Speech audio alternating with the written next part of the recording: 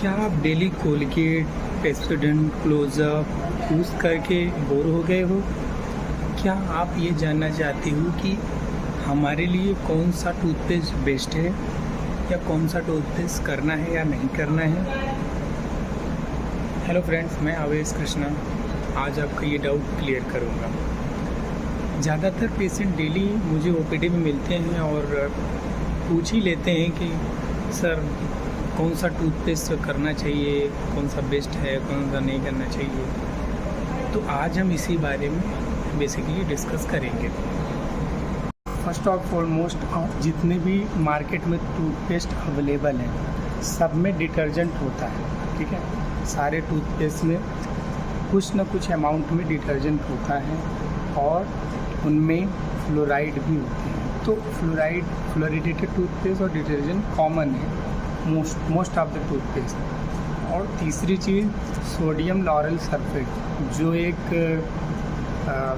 Chemically active agent है for other pathological cause के लिए, बट टूथपेस्ट में वो भी ऐड होता है मोस्ट ऑफ टूथपेस्ट में।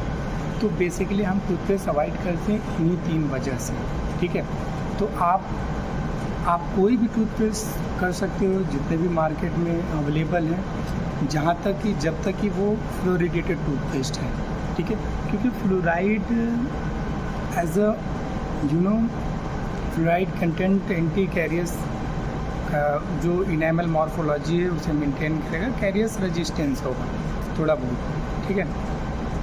कुछ कंडीशंस में अलग अलग टूथपेस्ट प्रोवाइड करते हैं, जैसे कि अगर किसी पेशेंट में सेंसिटिविटी है, ब्लीडिंग गम्स है, तो उस अलग अलग सेंसोडाइन वगैरह अलग टूथपेस्ट उस कंडीशन के लिए एक स्पेसिफिक टूथपेस्ट प्रोवाइड करते हैं। वो टूथपेस्ट केवल उस स्पेसिफिक कंडीशन के लिए, वो लॉन्ग टर्म यूज़ के लिए नहीं है, वो रेगुलर बेसिस यूज़ के लिए नहीं होते हैं, ओके। और कुछ पेशेंट जैसे कि सेंसिटिविटी दे दिया गया उन्हें फॉर पर्टिकुलर डेज़ के लिए, 15 डेज़ 1 मंथ, वो कंटिन्यू वही यूज़ कर रहे हैं, तो उससे भी प्रॉब्लम आती है टूथ में। लेकिन ये मेडिकेटेड टूथपेस्ट हैं जो कुछ दिनों के लिए यूज़ होते हैं और कुछ महीनों के लिए आप यूज़ कर सकते हो, उसके बाद इसे चेंज करना होता है विथ नॉर्मल टूथपेस्ट, ओके। इसीलिए कोई भी डेंटल डॉक्टर आपको कोई स्पेसिफिक टूथपेस्ट प्रोवाइड नहीं करता, किसी ब्रांड का नाम नहीं बताता। वो इसलिए क्योंकि रिसर्च कहती है कि टूथपेस्ट जो है दांत को क्लीन करने में कोई रोल प्ले नहीं करता है। दांत को क्लीनिंग करने में